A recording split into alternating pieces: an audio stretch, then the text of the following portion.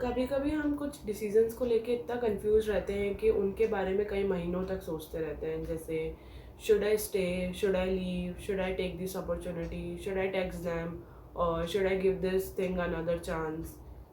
और हम खुद से कहते हैं कि यार मुझे समझ ही नहीं आ रहा कि मैं क्या करूँ।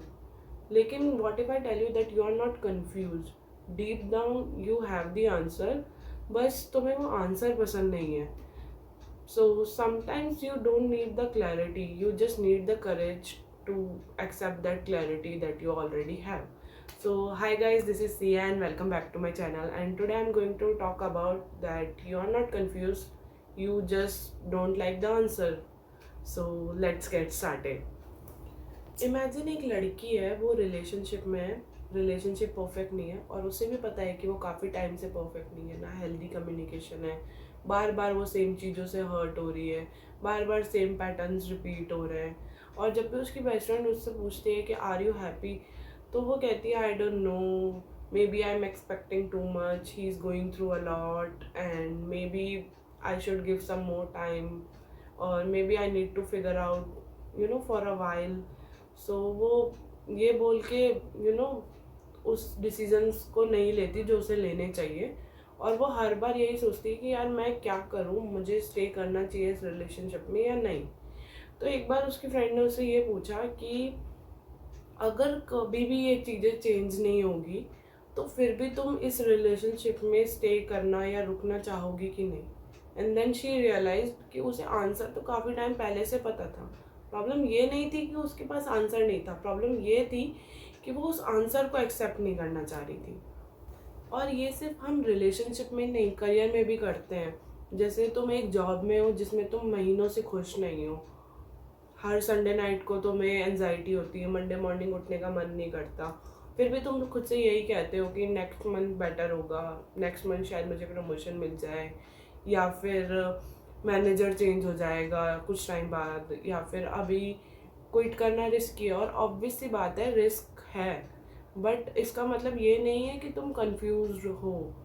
इसका मतलब ये भी हो सकता है you are just scared of knowing what will the answer require from you, because knowing means you have to act. और एक बहुत इंपॉर्टेंट डिफरेंस होता है कन्फ्यूजन और अवॉइडेंस के बीच में। कन्फ्यूजन में तुम्हारे पास जेन्युइनली इन्फॉर्मेशन नहीं होती, तुम इन्फॉर्मेशन कलेक्ट करते हो, तुम क्वेश्चंस पूछते हो, तुम डिफरेंट पॉसिबिलिटीज़ को कंसीडर करते हो और तुम अपना टाइम लेते हो basically.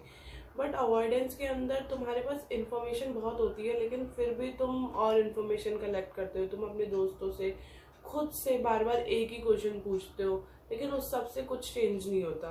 Because you are not looking for the answer in avoidance, you are looking for the answer that you can live with, और that's a very different thing.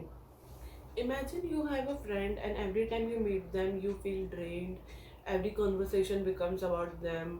They don't respect your boundaries. They disappear when you need them, and yet you constantly find yourself making excuses for them.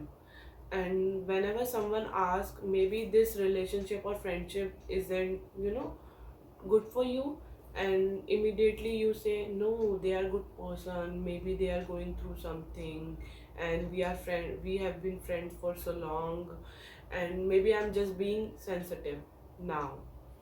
Maybe they are really a good person and genuinely they are going through something.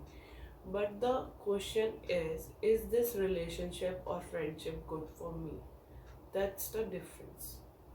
You can love someone and still know that you cannot continue this relationship in the same way. You can genuinely understand someone's situation and yet you can have the boundaries. You can care about someone and still choose to walk away. Because sometimes the answer is not they are a bad person. Sometimes the answer is simply that this thing doesn't work out for me anymore. And that's the much harder truth to accept. One of the biggest lessons that I have learned is you will never get 100% certainty before making any big decision, because there will always be a little bit uncertainty, a little bit doubt, a little bit fear, and that's normal, because you don't need to know exactly what will happen. You just need to know what feel honest. And sometimes we are looking for a sign when discomfort itself has been sign for months. We are waiting for someone to give us permission when we already know what we want. We are waiting to feel completely ready when completely ready doesn't exist. So next time you catch yourself saying that I don't know what to do, मुझे समझ नहीं आ रहा कि मुझे क्या करना चाहिए, तो just ask yourself that do I actually not know or do I know but I don't like the answer.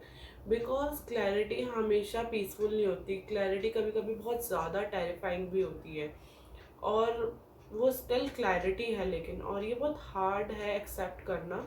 But sometimes answer को ढूंढना इतना मुश्किल नहीं होता जितना उसे एक्सेप्ट करना होता है. सो that's all for today. I hope you guys like this video. If you do, please like, subscribe and comment. Bye bye.